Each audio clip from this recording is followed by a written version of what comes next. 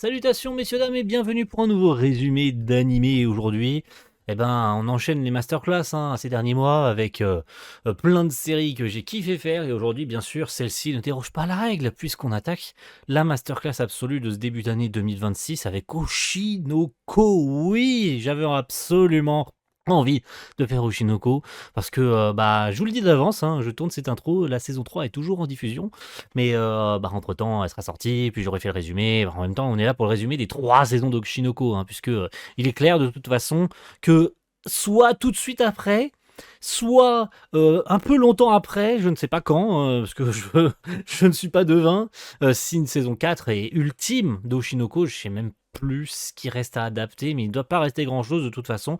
Et vous êtes là pour le résumé des 3 saisons, bien sûr, et puis vous préparez en amont, même si ce sera encore tout frais dans votre tête, mais je préfère anticiper. Vous avez vu comment je suis chaud là, actuellement, là, pour vous faire ce résumé d'Oshinoko.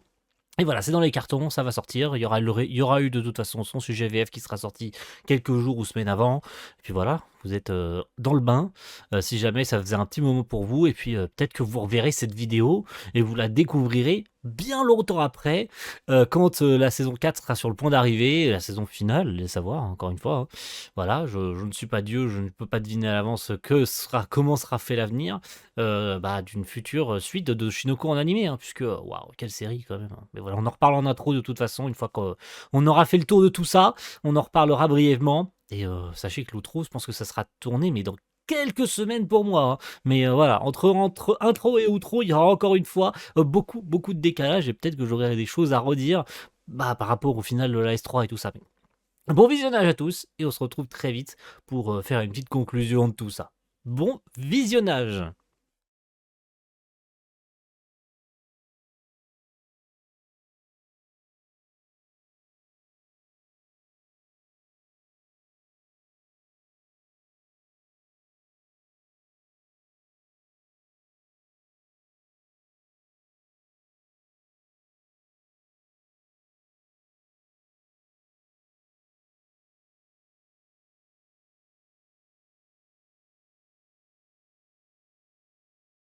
Goro Amamiya, obstétricien dans un hôpital de Miyazaki, s'est beaucoup rapproché d'une patiente, Sarina Tendoji, atteinte d'un cancer, et dont l'amour pour la chanteuse ultra populaire du moment, Ai Oshino et son groupe Bikomachi, va déteindre sur Goro. Peu de temps après le décès de Sarina, Goro va se plonger dans le travail et accueillir comme patiente une jeune fille de 16 ans qui n'est nulle autre que Ai, souhaitant garder la grossesse de ses jumeaux secrète. Le soir de l'accouchement, et ayant plusieurs fois aperçu un homme rôder autour de l'hôpital, Goro le poursuivra, avant de se faire pousser au bord d'un précipice et laisser pour mort. À son réveil, il se surprendra à avoir changé d'identité et être devenu le fils d'Ai, Aqua Oshino. Oui, il s'est réincarné. Les années vont passer et Aqua va se rendre vite compte que sa petite sœur Ruby est également une réincarnée, ayant gardé ses souvenirs, et que même sans le savoir, directement, il s'agit de Sarina. Après avoir joué un sale coup à Miyako, la femme de Saito, également patron de l'agence de Hai, afin de garder leur identité secrète, ils obtiendront gain de cause pour venir à une représentation de Hai, avant de se faire remarquer et d'être affichés sur internet et rendre Hai heureuse, affichant pour la première fois, aux yeux du monde, un regard sincère et plein d'amour pour ses enfants. Sa carrière grandissante, elle est invitée sur un tournage où Aqua, plus intelligent que son âge le laisse penser, discute avec le réalisateur Gotanda, qui deviendra un grand ami. Voyant le potentiel du jeune homme, quelques années après, Gotanda invite Aqua à s'essayer en tant qu'acteur, faisant la rencontre de Kana Arima, une jeune enfant prodige et imbue d'elle-même. Sur une des scènes, Aqua impressionnera tout le monde par son regard naturellement terrifiant, rendant folle de rage Kana qu'un autre enfant est mieux joué qu'elle. De son côté, Ruby, qui n'arrive pas à danser correctement, sera coordonnée par Ai, qui pourront ensemble se perfectionner et passer un moment mère-fille. Le jour du plus grand concert que Bikomachi devait donner au Tokyo Dome, un drame survint. Où, ayant oublié de clôturer le verrou de la porte, et dans l'insouciance totale, un fan armé d'un couteau ne poignarde Ai, qui, durant ses ultimes paroles, sera pour la première et dernière fois honnête envers elle-même.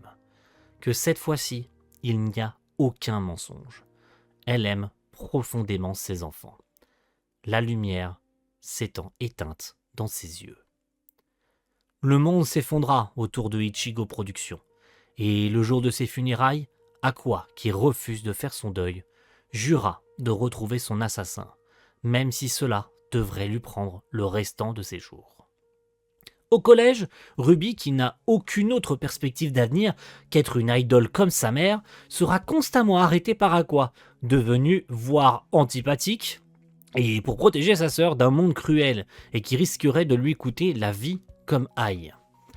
Après une énième tentative d'être recrutée dans une agence et qu'Aqua ait joué les détectives pour démêler tout ce réseau parsemé de mauvaises personnes, Miyako, qui voit bien que sa fille adoptive est manifestement sérieuse sur ses choix, va avec l'approbation d'Aqua relancer Ichigo Productions, lui permettant de rentrer sereinement dans le métier. Tandis que Gogot Tanda, avec qui Aqua a toujours des contacts, l'ayant parfois aidé dans ses tâches, ne trouve le jeune homme un peu beaucoup trop protecteur envers sa sœur, les deux choisissant une voie différente au lycée, n'y retrouvent Kana Arima après toutes ces années. Cette dernière, choquée qu'Aqua ne continue pas sa carrière d'acteur, malgré son talent inné, va lui coller au basque matin, midi et soir, malgré que sa propre carrière batte de l'aile maintenant ado.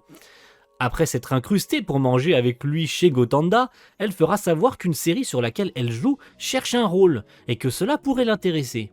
C'est en entendant le nom du réalisateur que Aqua, qui durant des années a cherché à débloquer le téléphone de Ai contenant tous ses contacts, ne reconnaisse ce nom. Il acceptera le job malgré que la série soit ultra naze et que Kana soit obligé de se brider à cause du jeu désastreux des autres acteurs. Le jour du tournage, Aqua fit en sorte de donner son maximum et que cet ultime épisode soit à la hauteur et permettre à Kana, qui tient à ce tournage malgré son organisation désastreuse, d'être au centre de la caméra. Même l'autrice du manga, qui était totalement déçue que cette série ait massacré son œuvre, fut touchée par ce dernier épisode, qui pour la seule et unique fois était fidèle à son œuvre et avec un jeu parfait. Lors de la soirée de clôture, Aqua, qui avait obtenu ce qu'il voulait, continua à discuter avec le réalisateur et d'avoir des opportunités de tournage à l'avenir. Et il fut temps pour les jumeaux Oshino d'entrer au lycée, où Ruby, seule à ne pas être encore dans le showbiz, rencontrera des camarades loufoques, dont une actrice ultra connue, Frill Shiranui. Ruby, qui veut reformer Bikomachi, doit bien commencer quelque part, et pense à Kana pour rejoindre le groupe, elle dont la carrière est au point mort. Grâce à l'exceptionnelle conviction d'Aqua pour lui parler, c'est avec un petit peu de forcing qu'elle signera chez Ichigo Prod. De son côté, Aqua entra lui aussi dans du sérieux en participant à une télé-réalité, L'amour pour de vrai. Et il rencontra de sacrés phénomènes, dont Mencho, une youtubeuse super connue, ainsi qu'Akane Kurokawa, très stricte et cherchant toujours la bonne manière de jouer. Bikomachi doit se faire connaître, malgré que Kana et Ruby soient les seuls membres du moment. Et grâce à Miyako, elle décroche une collab avec Pieyon, un youtubeur muscu montrant de quoi elles sont capables.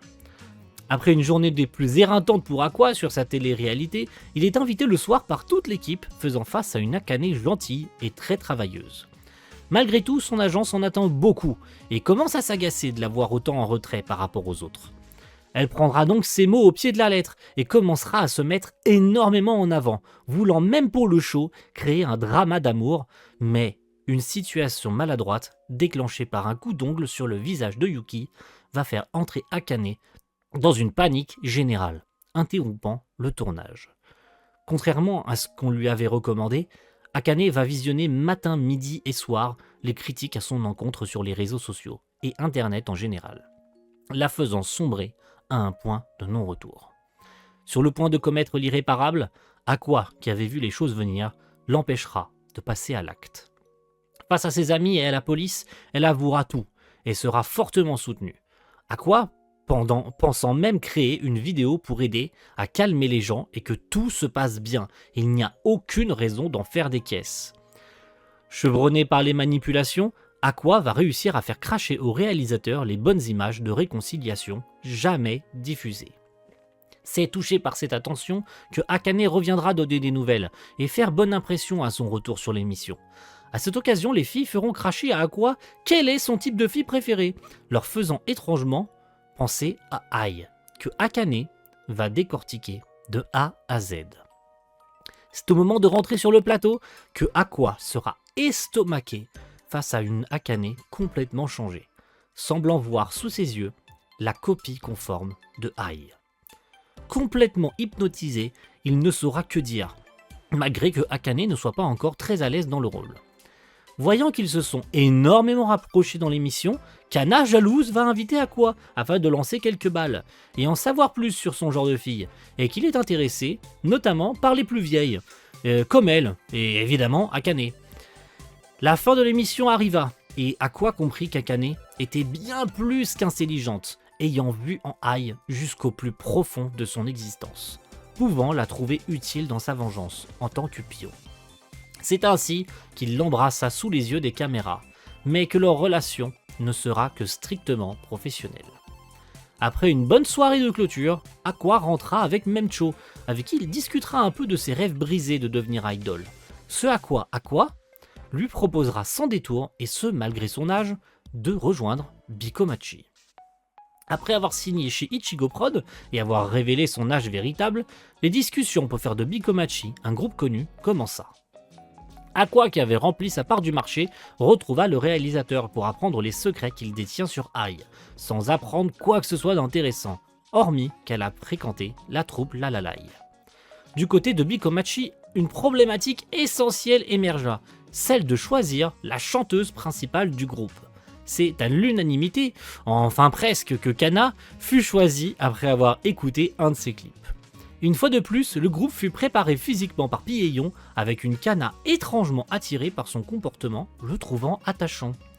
C'est dans une nuit, après avoir discuté avec Ruby, qui parle de ses rêves en mentionnant son ancienne vie, qu'elle vit que c'était Aqua depuis le début sous le masque. Il fut enfin temps pour Bikomachi de faire ses débuts sur scène au Japan Idol Festival, avec une Ruby complètement sous le track et une Kana réconfortée par cette dernière, ayant peur de n'être pas fait pour ça. C'est avec une grande appréhension que le groupe fournit une performance assez moyenne aux yeux des vrais fans de Bikomachi, mais malgré tout, Ruby brille sur scène et fait le show. Kana, sur le point d'abandonner, relativisant sur ses efforts, sera illuminé d'un bâton blanc par Aqua, se mettant en spectacle et reproduisant les chorégraphies légendaires du groupe au milieu de tous les gens. Une fois le malentendu levé entre les deux, et que Memcho ait compris le petit manège amoureux entre Kana, Aqua et Akane, l'ambiance s'adoucit, et la suite commence à s'écrire doucement, avec les droits du légendaire manga Tokyo Blade qui viennent d'être acquis pour une adaptation en pièce de théâtre. Du côté d'Aqua et Akane, tout semble bien se passer, avant que Kana, les ayant surveillés, ne vienne défier en duel Akane, les deux ayant obtenu un rôle dans Tokyo Blade. C'est avec Ruby se rendant sur la tombe de Ai et les recherches qui continuent pour la vengeance d'Aqua que ce chapitre se clôture.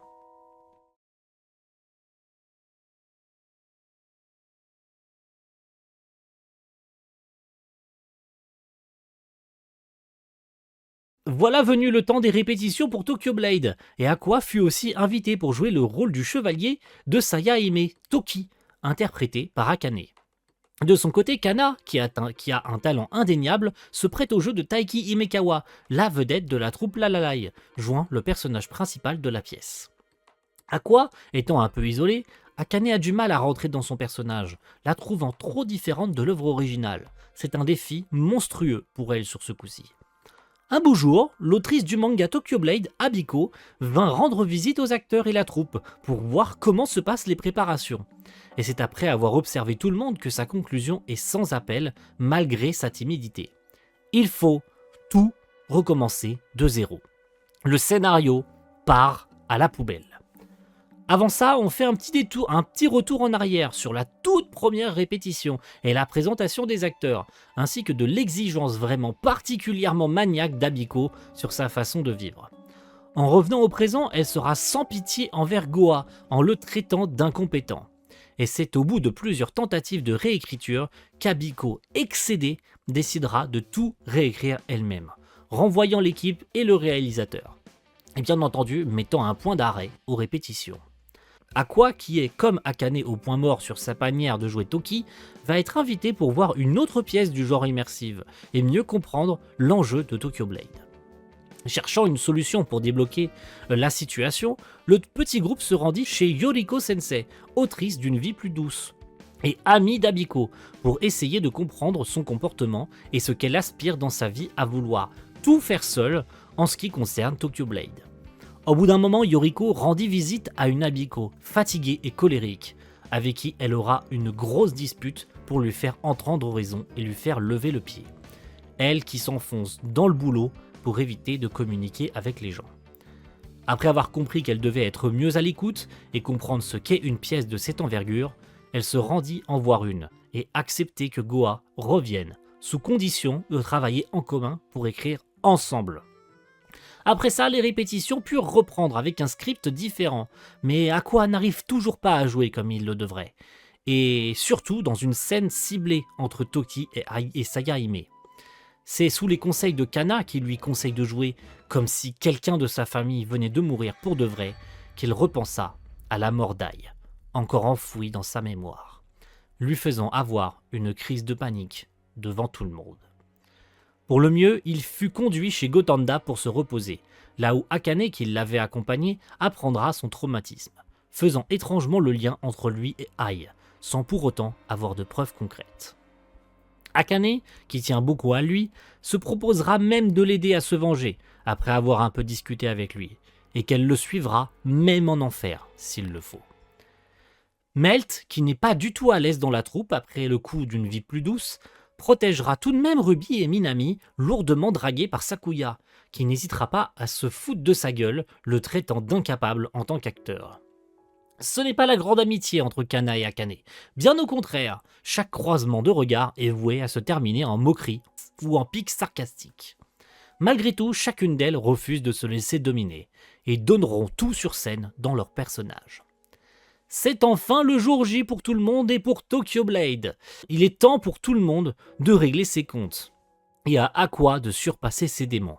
Enfin, s'il y arrive.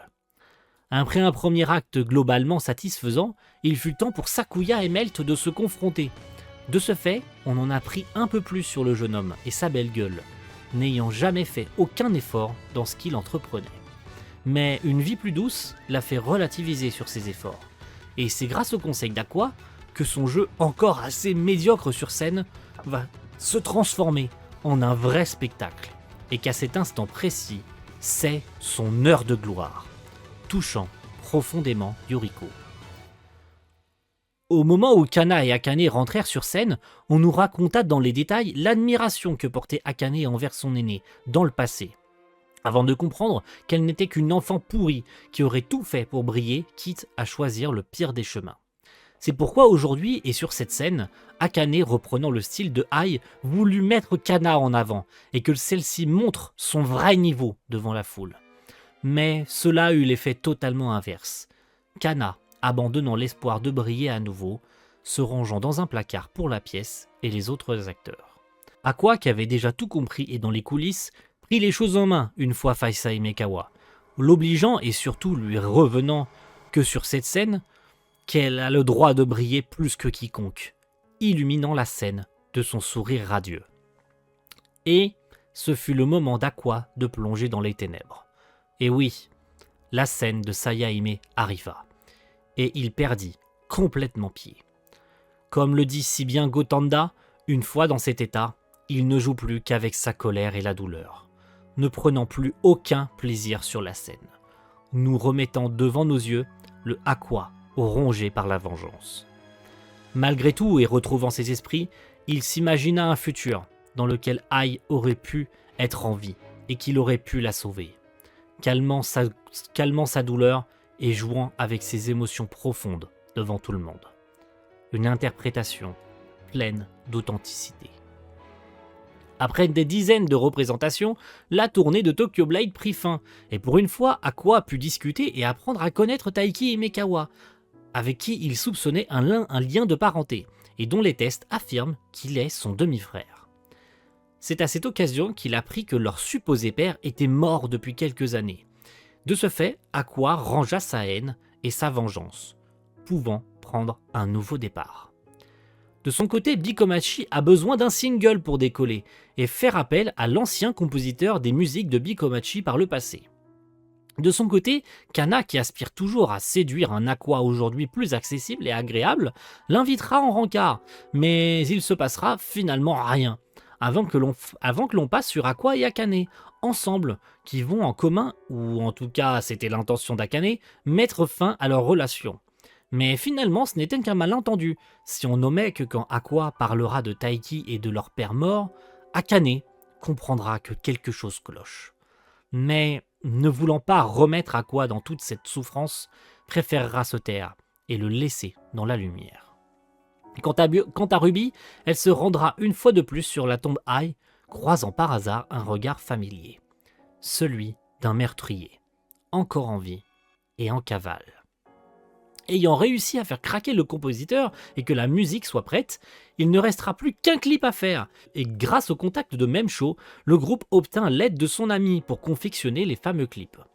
Le groupe, accompagné par Aqua et Akane, se rendirent à Miyazaki avec de beaux décors pour leurs vidéos.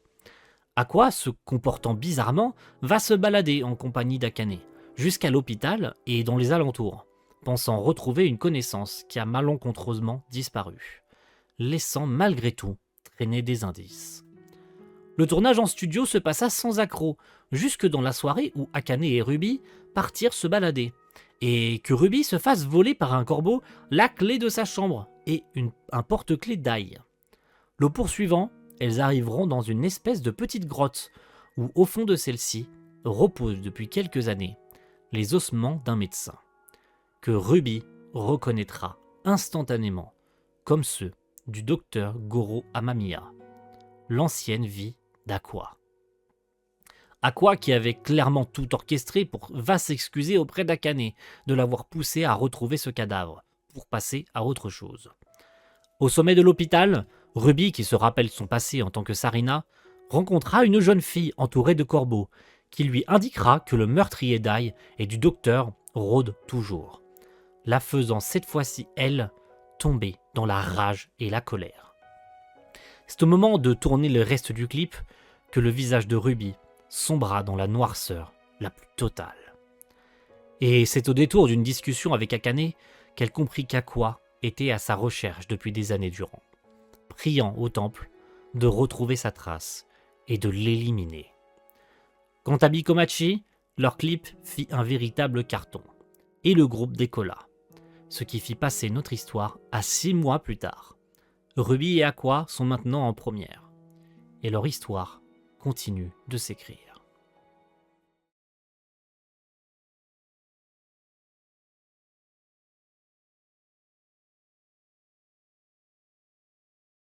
Le temps passe et tout le monde avance. Entre le succès maintenant retentissant de Bikomachi, la carrière de Ruby qui explose et Kana qui semble en retrait du groupe. Ce n'est pas facile tous les jours.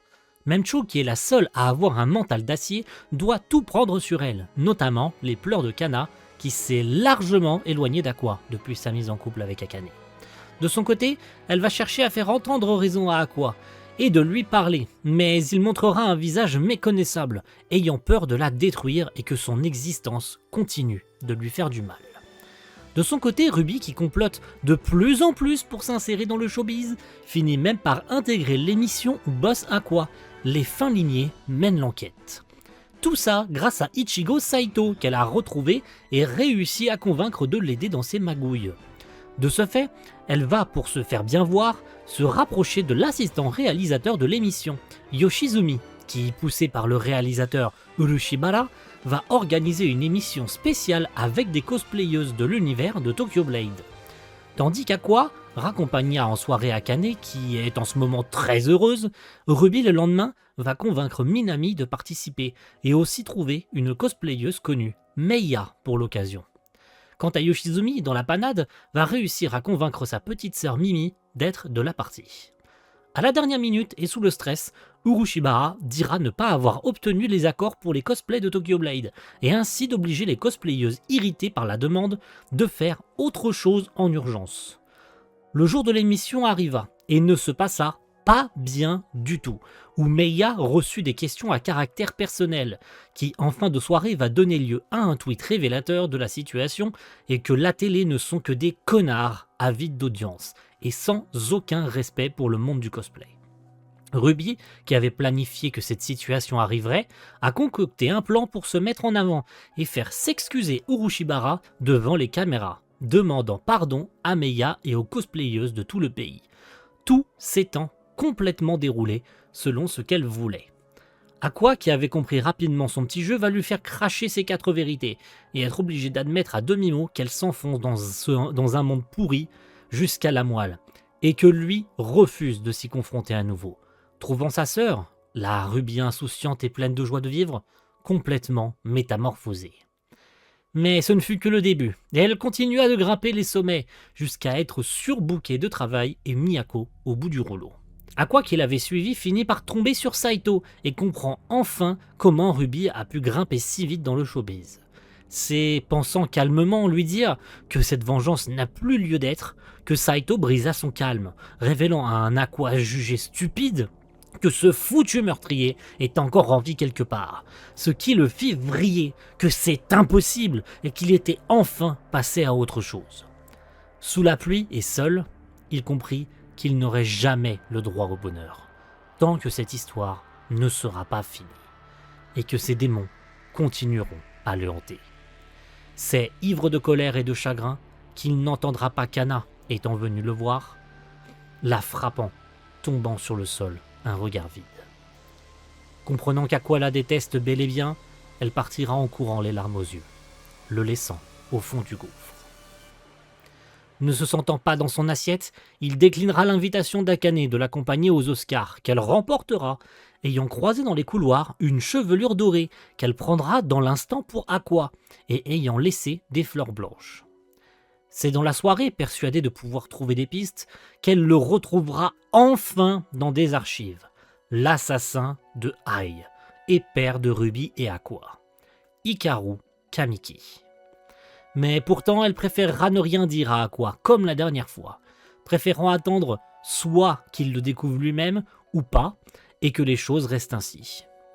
Se sentant exclue, et pas à sa place dans Bikomachi, Kana, qui déprime, sera invité par une amie pour rencontrer le réalisateur Masanori Shima. Tandis que Ruby se voit confisquer ses réseaux sociaux, maintenant ultra connus et au centre de toutes les attentions, Kana se voit à nouveau invité au resto, et même en fin de soirée pour discuter dans le studio de Masanori. Prête à faire remonter sa carrière et être sur le point de s'abandonner à lui, avant de se rappeler dans le bleu de l'aquarium, être dans le monde des idoles pour Aqua, dont elle reste amoureuse envers et contre tout. La nuit étant passée, et tout ça préparé dans l'ombre par Azami, un journaliste la prendra en photo pour créer un scandale. Ruby, qui continue son ascension, comprend de plus en plus ce monde de chacal, affublé de mensonges dont naissent des rumeurs et des scandales, ce qui ramènera à Memcho, qui a peur pour Kana se comportant étrangement en ce moment et demandant de l'aide à un Aqua semblant froid, mais prenant à cœur ses paroles. Rentrant la nuit, Kana se fera alpaguer par le journaliste en apprenant la prise des photos et Miyako au bureau d'un potentiel scandale en devenir. Ne sachant pas quoi faire, si ce n'est qu'elle risque de détruire la réputation de Bikomachi, elle fuira avant de déambuler dans les rues, totalement déboussolée et ne sachant pas quoi faire. Là où en parallèle, Mem et Aqua partiront à sa recherche. C'est arrivé aux abords d'un parc et demandant de l'aide qu'elle reprendra confiance en elle, se sachant plus forte que ces abrutis qui disent du mal d'elle et qu'elle le fera regretter leurs paroles. Aqua se sentant soulagée, sachant qu'elle n'a pas besoin d'elle. D'où son éloignement. Le lendemain, et dans un esprit de détective, Akane partira à la chasse pour retrouver la trace de Kamiki Hikaru. Plus tard, Kana s'excusera profondément face à Miyako, Ruby et Memcho pour ce qui s'est passé, éclaircissant la situation et voulant étouffer cette affaire. Même Aqua, qui pensait rester en dehors de cette histoire, se prononcera à Ruby indirectement sur ses intentions, avant de retrouver le journaliste, pensant avoir le clou du spectacle concernant Kana. Mais Aqua, en dehors de lui faire des reproches, va lâcher une énorme bombe qui va retourner le Japon tout entier, en dévoilant leur identité à lui et Ruby, comme étant les jumeaux de Ai, ce qui va de surcroît sauver Kana de son scandale. Akane, voyant ça, en même temps que tout le monde, comprendra que Aqua a pris sa décision, avant de partir se débarrasser elle-même de Kamiki. Poussée dans un escalier, elle se fera sauver par Aqua, passant par là. Après une levée de soupçons, Akane comprendra avec un AirTag caché dans un ours que Aqua l'espionnait et ne lui a donc jamais fait confiance, et que leur relation en surface mignonne et sympathique n'était qu'un jeu de pions, et qu'il a obtenu ce qu'il voulait. Dépité et au bord des larmes, Akane sera écarté définitivement de la vie d'Aqua, lui demandant de ne plus l'approcher et de ne pas se mettre en danger. C'est ainsi que les jours paisibles d'Aqua prirent fin, et que malgré sa mauvaise décision de partir seul en enfer, il détruira Kamiki Hikaru. C'était évident, mais Ruby sera pire qu'en colère, disant qu'Aqua a ruiné la réputation de Ai, et qu'à partir d'aujourd'hui, elle ne le considérera plus comme sa famille, malgré que le jeune homme reste planté sur ses positions. Du point de vue de Kana, c'est un soulagement, ayant appris qu'Aqua avait tout manigancé pour la sauver, et d'enfin avoir une discussion posée, tous les deux, où Kana apprendra à ce dernier sa volonté de quitter le monde des idoles, ayant compris ne pas être fait pour ça, préférant de loin sa carrière d'actrice, mais qu'elle aidera Ruby à pousser Bikomachi au sommet, avant de tirer sa révérence. Aqua, après ça, ira retrouver Ichigo, évidemment hyper en colère de ce qu'il a fait, avant qu'il ne lui révèle avoir trouvé l'identité de Kamiki, et d'avoir fomenté le plan parfait pour l'exposer au grand jour. Suite à ça, on nous passa sur Gotanda et son passé avec Ai, qui lui avait demandé de faire un documentaire sur Bikomachi, après beaucoup d'insistance. Ayant cédé, mais qu'il ne sortira jamais suite au décès de celle-ci.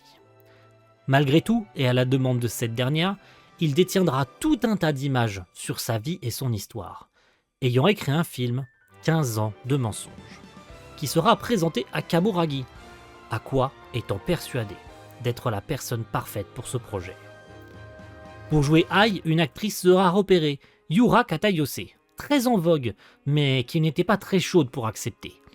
Après une discussion avec son manager sur l'idée de partir en montagne, que l'on apprend que celle ayant eu un accident, c'était elle, et que son manager n'était nul autre que Kamiki, qui avait planifié son meurtre.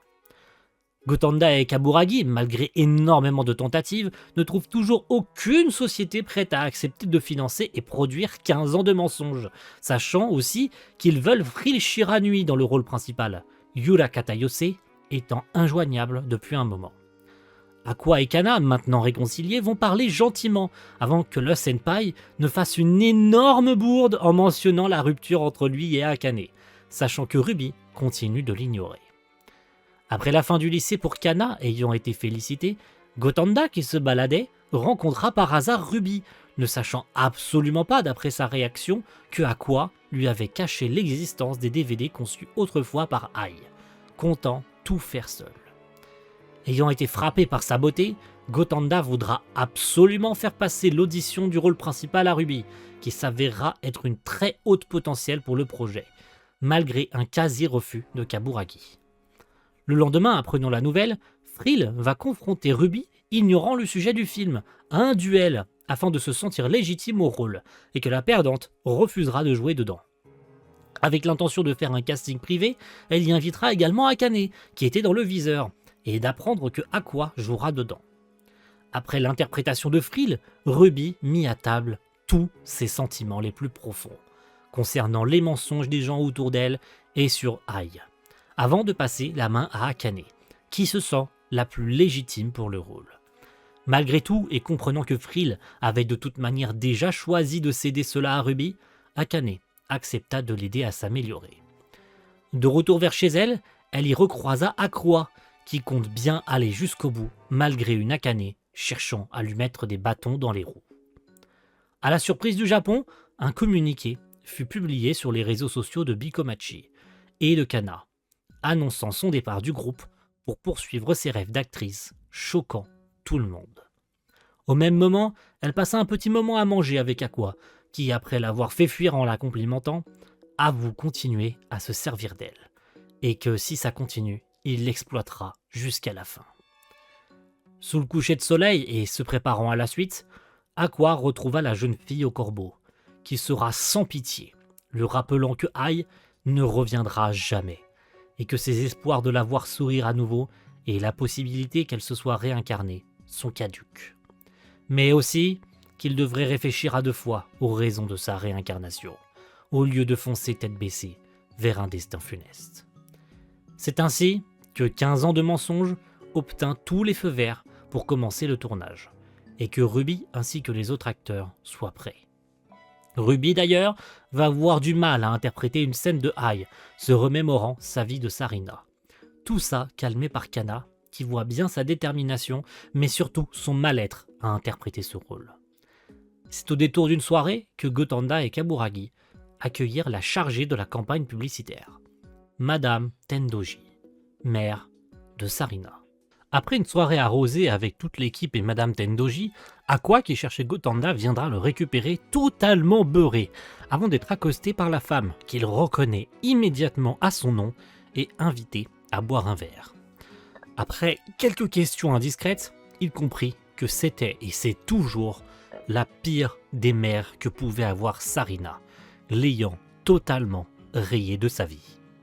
En parallèle de quoi, Ruby, qui n'arrive désespérément pas à réussir à jouer une scène clé, se met énormément la pression, notamment avec son planning hyper chargé qui obligera Kaburagi à demander à Miyako de la laisser souffler pour répéter plus souvent pour le film. Malgré une tentative d'aide de Kana et d'Akane, elle sera toujours en proie au doute, avant de raconter de but en blanc avoir cherché plusieurs fois à rendre visite au Tendoji, avant que la jeune fille au corbeau ne raconte en long, en large et en travers l'histoire de cette horrible femme et de la pauvre Sarina, qui ne souhaitait en réalité qu'une seule chose, avoir l'amour de sa mère, quelque chose qu'elle n'obtiendra jamais. Dans sa chambre, elle a 2 doigts de craquer, remettant tous ses efforts et sa vie en question, Aqua, qui n'en veut plus de la voir dans cet état, tentera de la calmer en vain, avant de se forcer à révéler, et probablement pour le mieux, que depuis un moment déjà, il savait que Ruby était Sarina, et que lui est la réincarnation de Goro Amamiya, les deux étant enfin réconciliés et retrouvés. Ruby, qui l'a toujours cherché, s'est enfoncé dans les ténèbres de la vengeance pour faire justice à la mort de Ai et la sienne. N'est plus obligé à rien et peut retrouver une vie normale. Et même tenir la promesse que faite à Goro de se marier après ses 16 ans. C'est ainsi que les jours passèrent, et sous les yeux de Mem et Kana, Ruby se colle maintenant limite trop à Aqua, et on se demande bien pourquoi. De son côté, Miyako, qui fait tourner Ichigo Prod toute seule, est sur les rotules, et ne comprend pas ni Aqua ni Ruby, étant loin d'eux, et surtout n'a plus Saito à ses côtés pour l'épauler. Se plaignant dans son bar habituel de ses soucis, elle retrouvera par hasard Saito, lui obligeant à lui courir après pour lui dire ses 4 vérités, nous permettant d'apprendre tout le parcours de Miyako, de son arrivée à Tokyo, à son ascension, puis sa chute, avant de rencontrer l'homme de sa vie, la mettant au sommet du monde, et que tout s'effondre à nouveau. C'est sous les pleurs et les menaces que Saito reprendra sa place de patron au sein de l'agence, et que évidemment Aqua est derrière tout ça. D'ailleurs, Saito préviendra Miyako de le surveiller, le jugeant dangereux pour lui-même, avant que Gotanda ne remette les scripts finaux aux acteurs et que Aqua, sous le soleil couchant, ne tienne probablement sa dernière discussion avec la jeune fille Corbeau. C'est avec le DVD de Ai, pour Ruby, que ce chapitre se clôture. Eh oui, ça y est, nous y sommes, messieurs, dames. Fin de ce gros résumé pour Oshinoko et ses 3 saisons. Je vous avoue, je viens de tourner le message final pour le dernier épisode que j'ai vu aujourd'hui. Et oh putain, c'était incroyable. Je pense qu'on s'est régalé, hein, vous et moi. Alors, il y a beaucoup de choses qu'on attendait, bien sûr, dans cette saison 3. Et elle nous a pas, déçus le moins du monde, je pense. Hein. Je pense que pour tout le monde, c'est globalement OK là-dessus. Maintenant, l'adaptation de façon globale d'Oshinoko est une véritable réussite. Doga Kobo a réussi à retranscrire parfaitement l'ambiance du manga, même parfois à la surpasser, et parfois peut-être un peu moins, mais ça fonctionne bien en fait dans l'ensemble. On en voit beaucoup sur les réseaux dire ça va trop vite, surtout que, eh oui c'est officiel, la 4e saison d'Oshinoko, qui est déjà annoncée à la fin de la diffusion de la 3, et la dernière, et oui on pouvait s'en douter, de toute façon, vu ce qu'il reste à adapter, mais malgré tout, je pense qu'on est unanime là-dessus. Oshinoko, qu'on aime ou qu'on n'aime pas la conclusion ou tout ce qui va s'en suivre, etc., ou même ce qui a été adapté dans le dernier épisode de cette saison 3 et l'ultime, jusqu'à ce qu'on retrouve nos amis pour la fin, on pensait tous et toutes, je pense, hein, à l'unanimité, que ça ferait grand bruit. Et force est de constater que non. Alors que putain, le manga à son époque, ça a fait du bruit pour beaucoup de choses, et parfois pour des choses stupides, mais parfois pour des choses, on va dire, qu'on peut entendre. Sincèrement, on peut entendre que des choix très limites aient été faits par Akasaka, bien sûr, le scénariste, mais de façon globale, Oshinoko, qu'on l'aime ou qu'on le déteste, peu importe la raison, restera une œuvre marquante du folio assez fort, assez puissant de l'auteur. Voilà, j'ai un blanc, excusez-moi. Je viens de le dire en plus, hein, de Akasaka. Ah, pardon, excusez-moi. C'est sur cette note qu'on va se quitter. J'espère que ce résumé aura comblé vos attentes. J'espère, voilà, c'est avec une petite émotion aussi que ça se termine, parce que mine de rien, ça fait des mois que je le prépare, parce que j'attendais la S3 pour tout compiler ensemble et faire les 3 saisons ensemble, donc forcément j'avais déjà les 2 saisons de prêtes depuis longtemps déjà, et j'attendais la fin de cette S3 pour boucler, et donc forcément, vu comment s'est terminée la S3, c'est très logiquement que, voilà, c'est tout frais, donc c'est à chaud, donc c'est logique pour moi que ce message soit un peu mélancolique. Et donc, on se retrouve très bientôt pour un nouveau résumé d'animé. Celui-ci aussi est déjà prêt. Il sortira le mois prochain et ce sera sur Frieren saison 2. Il est fini à 99%, j'attends l'épisode final. Il sort vendredi pour moi, donc forcément, il sera bouclé dans la foulée. Et donc, vous aurez... j'aurai plutôt bouclé 2 résumés de séries dans la même semaine. Voilà, voilou. Maintenant, en ce qui concerne l'été... Je peux pas trop me prononcer là-dessus, mais on en reparlera le moment voulu. Si ça sort, ça sort. Mais je me prononcerai pas, je ne dirai rien. En tout cas, merci à tous et à très bientôt pour un prochain résumé de série. Ciao tout le monde, bye.